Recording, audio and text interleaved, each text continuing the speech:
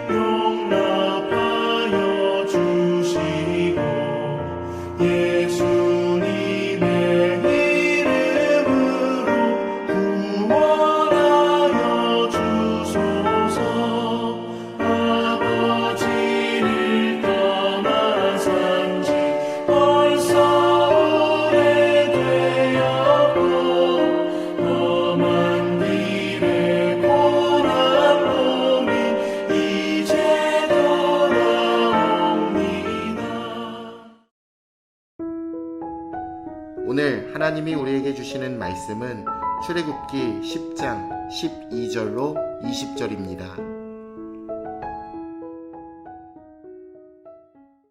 여호와께서 모세에게 이르시되 애굽 땅 위에 내 손을 내밀어 메뚜기를 애굽 땅에 올라오게 하여 우박에 상하지 아니한 밭의 모든 채소를 먹게 하라.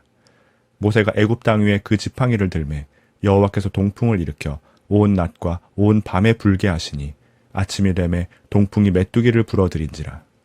메뚜기가 애굽 온 땅에 이르러 그 사방에 내리매 그 피해 가시마니 이런 메뚜기는 전에도 없었고 후에도 없을 것이라. 메뚜기가 온 땅을 덮어 땅이 어둡게 되었으며 메뚜기가 우박에 상하지 아니한 밭의 채소와 나무 열매를 다 먹었으므로 애굽은 땅에서 나무나 밭의 채소나 푸른 것은 남지 아니하였더라. 바로가 모세와 아론을 급히 불러 이르되 내가 너희 하나님 여호와와 너희에게 죄를 지었으니 바라건대 이번만 나의 죄를 용서하고 너희 하나님 여호와께 구하여 이 죽음만은 내게서 떠나게 하라. 그가 바로에게서 나가서 여호와께 구하매 여호와께서 돌이켜 강렬한 서풍을 불게 하사 메뚜기를 홍해에 몰아넣으시니 애굽 온 땅의 메뚜기가 하나도 남지 아니하니라. 그러나 여호와께서 바로의 마음을 완악하게 하셨으므로 이스라엘 자손을 보내지 아니하였더라. 또다시 경고는 실현되고 메뚜기 떼는 애굽에 다시 없을 재앙을 가져옵니다. 이 재앙은 바로에게 많은 것을 끌어냅니다.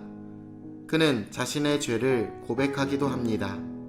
고난과 재난은 힘든 것이지만 하나님이 그것을 허락하시는 이유가 있습니다. 자신을 있는 그대로 직면하고 고백하게 되지요. 메뚜기 떼의 표적은 명확했습니다. 우박으로 피해를 받지 않은 것들입니다. 재앙은 점증되는 성격을 가지고 있습니다. 메뚜기 재앙은 땅과 작물 등의 물질적인 부분에 대한 최종적인 재앙이었습니다. 하나님은 세상과 당신의 백성을 향해 경고하십니다. 그런데 우리가 하나님의 음성을 듣기를 거부하고 우리 죄악을 고집할 때 결국 하나님은 가혹한 고난을 주십니다.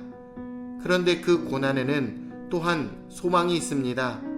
아직 돌이킬 수 있는 사랑하는 자에게 주시는 말 그대로 징벌입니다. 메뚜기는 온 낮과 온 밤에 불어온 동풍을 통해 애굽에 들이닥쳤습니다. 메뚜기 떼가 갑자기 생겨난 것이 아니라 애굽 근처 어딘가에 흩어져 있던 메뚜기들이 큰 바람에 날려 한꺼번에 애굽에 몰아닥쳤다라는 의미입니다. 우리의 삶의 고난과 어려움도 이와 비슷한 성격이 있습니다. 난데없이 닥친 것처럼 보이지만 그것들은 언제나 우리의 삶 근처에 머물러 있다가 큰 바람에 날려 한꺼번에 우리의 삶을 때립니다. 지금 우리 자신의 모습에 도취되거나 우리가 가진 것을 의지해서는 안 됩니다. 우리는 언제나 큰 바람 한 번에 재앙에 빠질 수 있는 불안정한 인생일 뿐입니다. 갑작스런 메뚜기 재앙은 애굽의 색깔을 바꿉니다. 푸르고 아름답고 부유했던 국가는 무채색의 어둡고 음험한 폐허로 바뀌게 됩니다. 애굽과 바로가 착각한 것이 있습니다. 그들이 가지고 있던 아름다움과 부강함과 평안함이 원래부터 그들의 것이라고 그들 손으로 이루어내었다고 생각했던 것입니다. 그러나 아닙니다. 그들이 가지고 누리는 모든 것들은 하나님이 주신 공간 위에서 하나님의 복 가운데 그들에게 주어진 것일 뿐입니다. 바로와 애굽은 망했습니다. 그들은 이제 가진 것도 무언가를 만들어낼 수도 없게 되었습니다. 바로는 급히 모세와 아론을 부릅니다. 가장 먼저 죄를 고백하고 용서를 구합니다. 그의 말은 우박 때보다 한층 더 겸손해졌습니다. 모든 원인이 자신에게 있음을 인정하고 자신의 죄를 용서해달라고 애원합니다. 출애굽하는 과정에서 하나님은 철저히 바로에게 집중하십니다. 그리고 그 모든 것의 원인은 바로의 폭력과 고집이었습니다. 바로가 급하게 모세를 부르고 애원했던 이유는 죽음 때문이었습니다.